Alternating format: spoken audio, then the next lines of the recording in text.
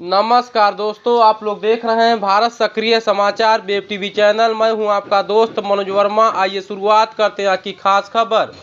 गांव-गांव में मिल रही मुफ्त कानूनी सलाह, टेली लॉ से लोगों का बढ़ा भरोसा। भदोही कानून को आम नागरिकों की पहुंच में लाने की दिशा में गुरुवार को विकास भवन सभागार में सीएससी की योजनाओं तथा टेली लॉ योजना पर विशेष जागरूकता कार्यक्रम का आयोजन किया गया। कार्यक्रम में कॉमन सर्विस सेंटर के प्रतिनिधि बड़ी संख्या में वीएलई सहभागिता रहे।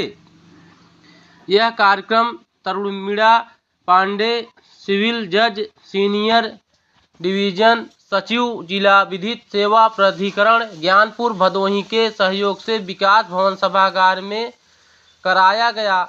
CSC senior manager Yogesh Mishra ने कहा कि कॉमन सर्विस सेंटर अब केवल डिजिटल सेवाओं तक सीमित नहीं रह गए हैं, बल्कि ग्रामीण समाज के लिए मैनेजर योगेश मिश्रा ने कहा कि कॉमन सर्विस सेंटर अब केवल डिजिटल सेवाओं तक सीमित नहीं रह गए हैं, बल्कि ग्रामीण समाज के लिए उद्देश्य सेवा केंद्र के रूप में कार्य कर रहे हैं।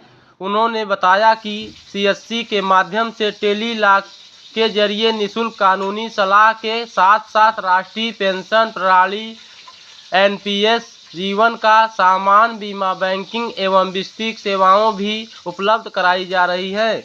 इससे ग्रामीण नागरिकों को एक ही स्थान पर अनेक जरूरी सेवाओं का लाभ मिल रहा है। आज समन्वयक वगीश सिंह ने कहा कि टेली लॉ का उद्देश्य केवल कानूनी परामर्श देना नहीं, बल्कि आम नागरिकों में कानून और न्याय व्यवस्था के प्रति विश्वास पैदा करना है। सही समय पर सही कानूनी सलाह मिलने से अनेक विवाद अदालत तक पहुंचने से पहले ही सुलझ जाते हैं। टेली लॉ योजना न्यायिक व्यवस्था और आम नागरिक के बीच की दूरी को कम करने का सशक्त माध्यम है।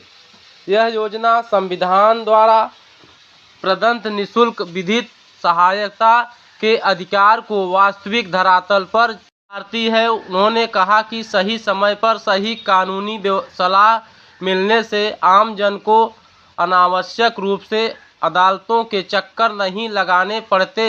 इस अवसर पर सीएससी के पीएस अविनाश मिश्रा ने कहा कि केंद्र सरकार द्वारा सीएससी के माध्यम से चलाई जा रही योजनाओं किसानों और ग्रामीण परिवारों के लिए बेहद लाभकारी साबित हो रही है। उन्होंने आयुष्मान भारत योजना, ई-श्रम, पंजीकृत पैन कार्ड, पासपोर्ट सेवाएं, बिजली बिल भुगतान, फार्मर रजिस्ट्री, फसल बीमा योजना, किसान क्रेडिट कार्ड, डिजिटल प्रमाण पत्र, सामाजिक सुरक्षा योजना और विभिन्न सरकारी पोर्टलों